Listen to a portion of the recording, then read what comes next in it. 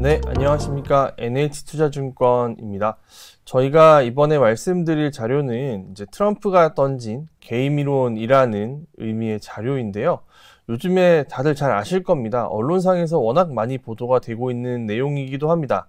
이 트럼프 대통령이 다른 나라들과 협상하는 과정을 게임이론에 빗대어서 좀 표현을 해봤고요. 이 게임이론이라는 거는 좀 생소하실 수도 있겠지만 영화 뷰티풀 마인드를 보신 분이라면 아실 겁니다. 이 천재 수학자가 만들어낸 어떤 풀이 방식이라고 보시면 되겠고요. 관련된 내용을 좀 설명을 드리겠습니다.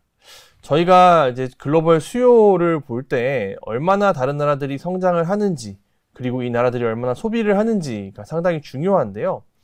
그러기 위해서는 교역이 잘 이루어져야 됩니다. 그런데 아시는 것처럼 트럼프 행정부가 출범하면서 아주 높은 고율의 관세로 저희를 위협을 했죠.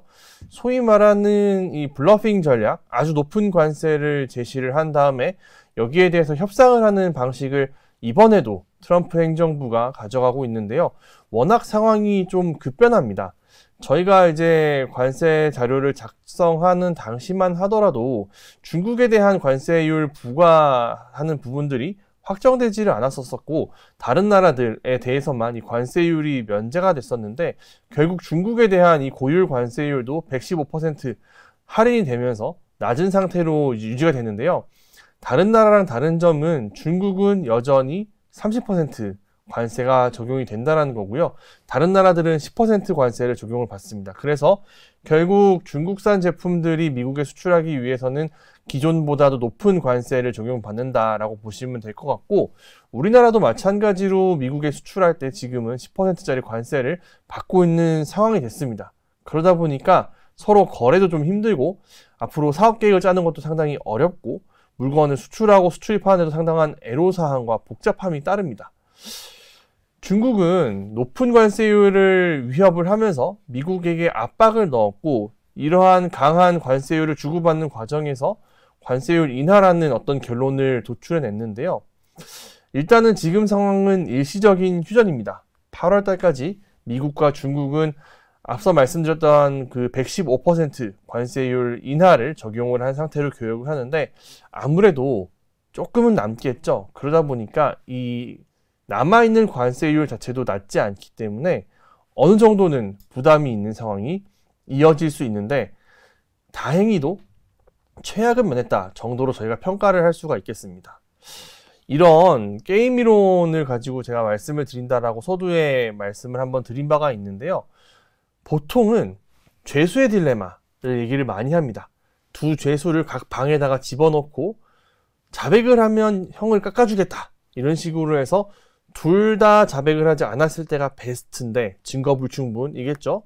이 경우에서는 한쪽이 저쪽이 동시에 시작을 하고 있으니까 내가 여기서 인터뷰하고 있는 동안 제가 자백을 하면 나도 자백을 하는 게 더 이득이다. 이런 식으로 가는 게 동시 실행 방식의 게임인데요.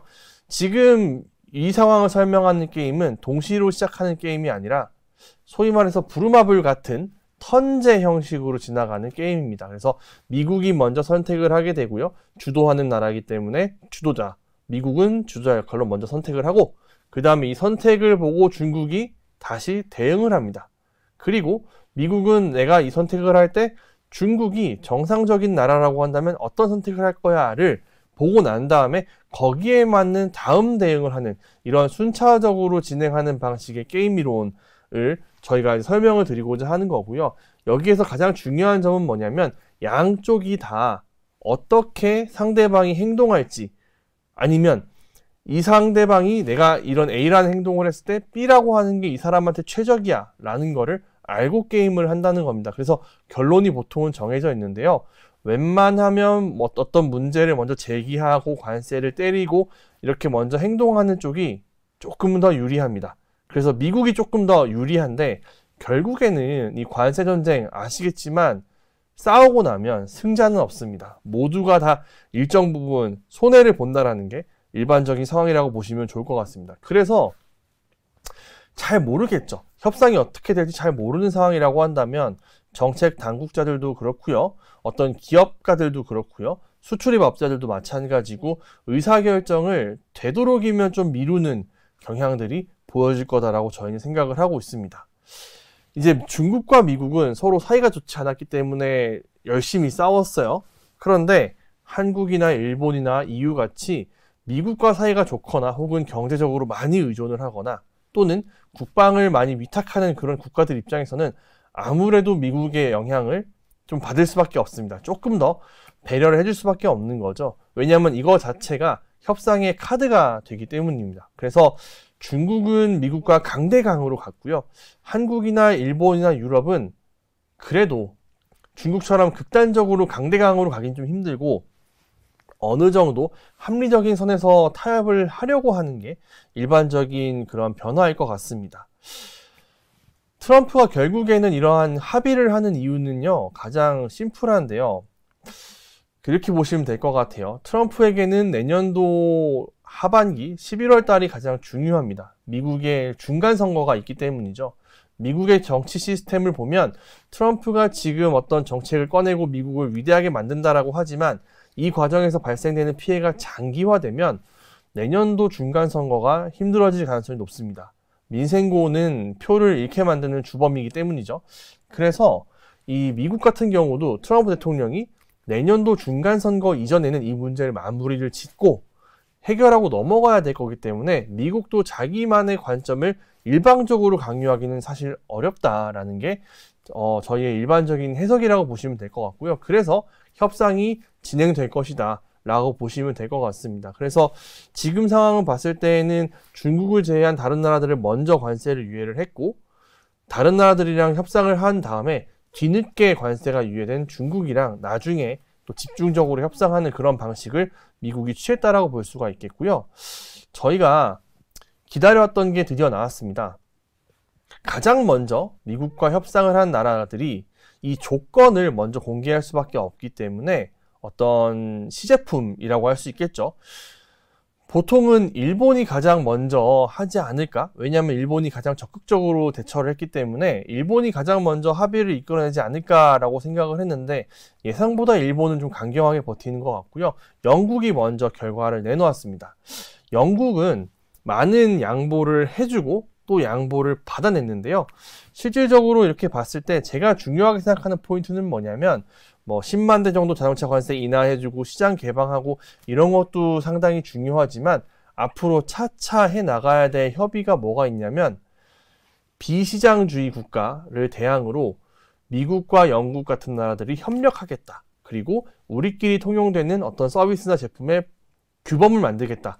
라는 부분들을 논의한다라는 얘기를 했습니다. 그래서 관세를 통해서는 영국이 조금은 손해를 보고 미국한테 좀 더 이득을 주는 방식으로 협약이 됐기 때문에 한국도 그렇고 일본도 그렇고 유럽연합도 그렇고 미국이랑 협상을 할 때는 최소한 영국 조건만큼 주세요 라고 협상을 하겠지만 그보다 더 중요한 미래를 보는 관점에서는 시장을 미국이 자기 편을 만드는 그런 상황을 만들기 위해서 이 협상을 사용한다라고 봐주시면 좋을 것 같아요. 그래서 영국의 이러한 협상 과정을 봤을 때에는 단순히 관세를 매기고 관세 수입으로 미국의 재정 적자를 보전하고 비시장주의 관행을 없애고 이렇게 끝나는 것이 아니라 이 관세라는 것을 빌미로 자기와 함께할 나라들을 골라간다라는 의미로 보시면 좋을 것 같고요. 그래서 이 사례를 놓고 한국의 경우를 좀 해보면 크게 4가지로 볼 수 있을 것 같습니다. 첫 번째는 가장 어려운 그런 건데요. 한국은 아까 말씀드린 것처럼 이 미국의 많은 경제적 의존도도 있고 국방을 위탁하고 있기 때문에 조금은 협상을 잘 해줄 수밖에 없다고 생각합니다. 그런데 조건들이 있는데요. 4가지 조건 말씀드렸고 가장 어려운 게 농산물 시장일 것 같아요. 저희 농축산물 시장 개방하는 것 자체가 상당히 협상이 어렵게 만드는 포인트지 않을까라고 생각을 하고 있고요. 두 번째로 이제 산업 및 투자, 알래스카 LNG 프로젝트 이런 부분들에 대해서는 상당히 스무스하게 우리도 투자하겠다라고 해결을 할 수 있을 것 같습니다. 그리고 방위비 분담, 결국에는 돈을 조금 지불하는 쪽으로 가는 게 가장 합리적인 카드지 않을까라고 생각을 하고 있고요. 그 다음에 조금 어려울 수도 있는데 이거보다는 조금 더 어려울 수 있는데 중국향 어떤 수출 환적, 그래서 태그를 바꿔서 한국 제품으로 둔갑시켜서 수출하고 하는 이러한 관행들을 좀 없애자라는 게 어느 정도 한국에서는 해줄 수 있는 부분이지 않을까 정도 생각을 하고 있고요. 그래서 아마 이 네 가지 쟁점으로 논의들이 진행되지 않을까 싶고, 아마 농축산물 시장 개방을 하는 것 자체는 상당한 어려움이 있을 거기 때문에 나머지 세 가지 정도의 조건들을 미국한테 좋게 제시를 하면서 최대한 농축산물 시장의 개방을 방어하지 않을까라고 저희는 생각을 하고 있습니다. 이렇게 여러 나라들이 다양한 카드를 서로 주고받으면서 협상을 진행을 하고 있는데요. 그럼에도 불구하고 아까 말씀드렸던 바와 같이 상처는 남습니다.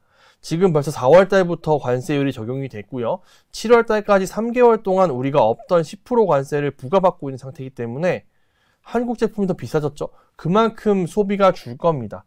모든 나라가 마찬가지죠. 서로가 서로에게 주는 부분들이 비싸지기 때문에 아마도 성장세는 상당히 영향을 받을 수밖에 없지 않을까. 그리고 만에 하나 이 제한된 기관들 중에 영국처럼 협상이 잘 되지 않고 특정 어떤 이슈들에 대해서 이견이 클 경우에는 이 성장 전망이 더 많이 떨어질 수 있는 위험도 내포하고 있는 굉장히 불확실한 시기를 저희가 지나고 있다라고 말씀을 드릴 수가 있을 것 같습니다.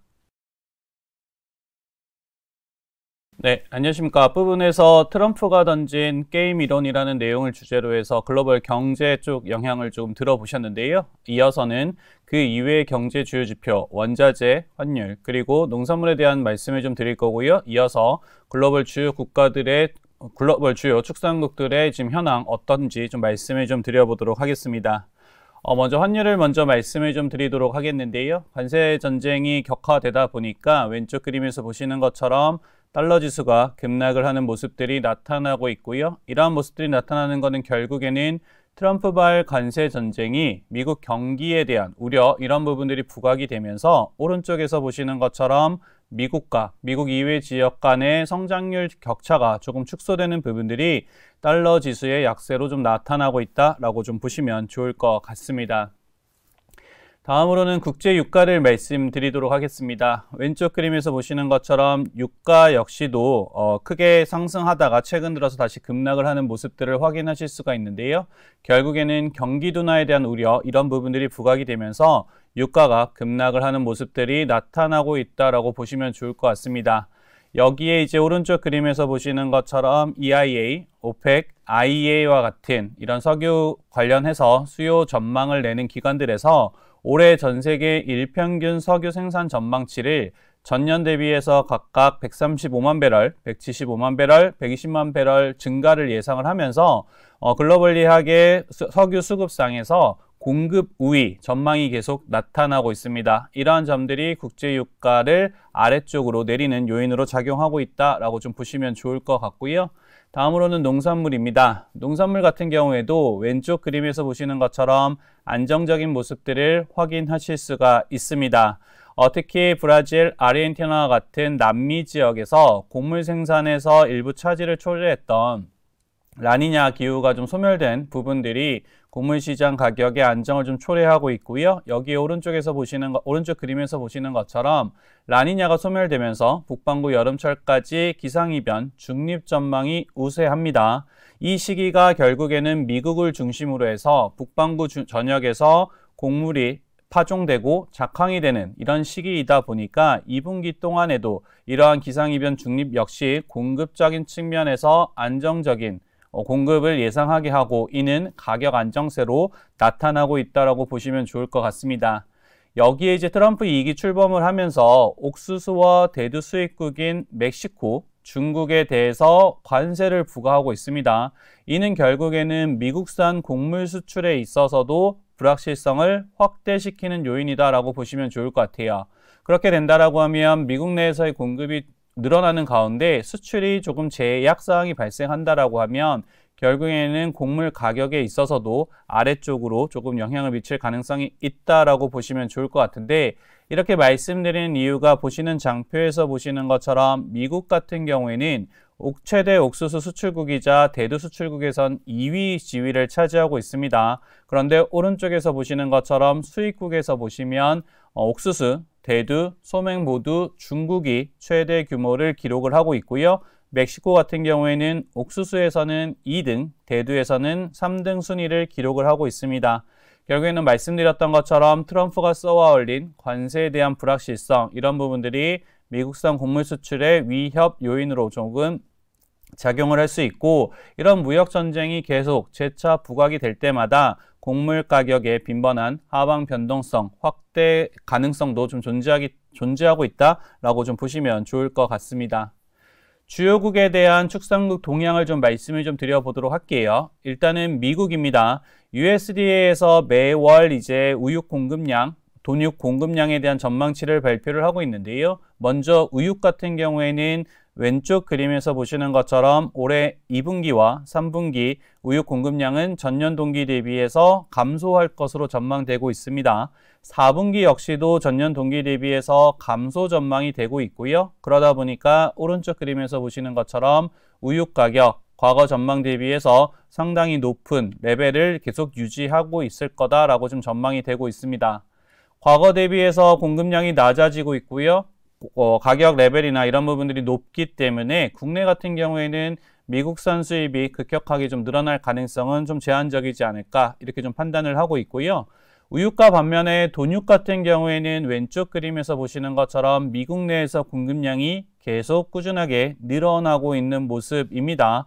이런 부분들을 감안한다라고 하면 미국산 돈육에 대해서 국내 수입, 이런 부분들이 좀 늘어날 가능성, 이런 것들에 대해서는 저희 하반기에 좀 모니터링이 좀 필요하지 않을까라고 좀 판단을 하고 있고요. 다만 이제 상호 관세에 대한 불확실성이 좀 존재하는 부분들은 변수로 작용할 거다라고 말씀드릴 수 있을 것 같습니다. 다만 이제 올해 2월 달까지 누적으로 미국에서 국가별로 돼지고기 수출량을 보면 멕시코가 38%, 일본이 13% 정도 수준을 차지하고 있고요. 한국은 약 10% 정도 차지하고 있는 수준이다라고 보시면 좋을 것 같습니다. 유럽 쪽은 사실은 저희가 이제 돈육 쪽에 좀 영향을 미칠 수 있을 것 같은데, 유럽에서는 공급량 자체가 조금은 줄어들고 있는 모습입니다. 특히 이제 왼쪽 그림에서 보시는 것처럼 네덜란드에서의 도축 두수가 크게 감소하는 모습인데, 네덜란드 같은 경우에는 보조금 제도를 좀 도입을 해서 농가의 자발적인 사육 중단을 유도하고 있는 상황이다라고 보시면 좋을 것 같고요. 도매 가격 같은 경우에는 최근에 소폭 상승하는 모습, 공급이 조금 줄어들다 보니까 25년도 들어서 좀 상승하고 있는 모습인데, 23년도 대비해서는 여전히 가격 레벨은 낮은 수준이다라고 보시면 좋을 것 같습니다. 저희 소고기 수입에 또 영향을 미치는 국가가 호주이죠. 호주 같은 경우에는 왼쪽 그림에서 보시는 것처럼 최근에 생후 가격이 상승하고 있는 모습입니다. 호주에서는 미국과 다르게 공급이 확대되고 있는데, 이러한 공급 확대 부분이 미국에서 공급이 줄어드는 부분들을 미국이 수입을 통해서 어느 정도 좀 만회를 하다 보니까 수출량이 늘어나면서 안정적으로 가격이 유지되고 있다라고 보시면 좋을 것 같습니다.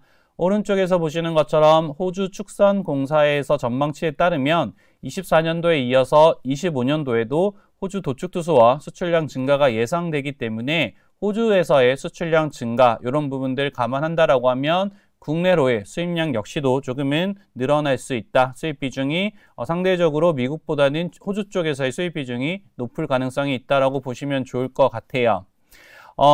여기에 이제 앞서 설명 들으셨던 것처럼 미국이 이제 관세를 부과한 부분들이 있잖아요. 이런 부분들이 있기 때문에 호주 같은 경우에는 수출 다각화 추진 가능성도 있다라고 보시면 좋을 것 같고, 특히 오른쪽 그림에서 보시는 것처럼 1분기 기준으로 해서 호주산 소고기 이제 주요 수출국 물량 변화를 보시면 24년도에서 이어서 25년도에 미국으로의 수출량이 엄청나게 늘어난 모습을 확인하실 수가 있습니다. 이러한 부분들이 상호관세 부과로 인해서 레벨에 대한 부담, 이런 부분들로 인해서 소비가 덜 된다라고 하면 수출 다각화를 좀 추진할 가능성, 이런 것들에 대해서는 모니터링이 필요하다라고 말씀드릴 수가 있을 것 같습니다.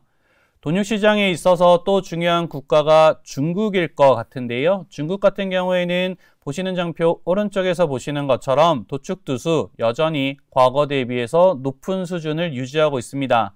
그러다 보니까 중국 내부적으로 공급량이 상당히 많은 모습들이 이어지고 있기 때문에 중국에서의 수입이 급증할 가능성은 제한적이다라고 보시면 좋을 것 같고, 그러다 보니까 유럽산 돼지고기가 중국으로 가기보다는 필리핀이라든가 한국으로의 수출이 좀 늘어나는 그런 모습으로 나타나고 있는 모습이다. 이렇게 좀 보시면 좋을 것 같습니다.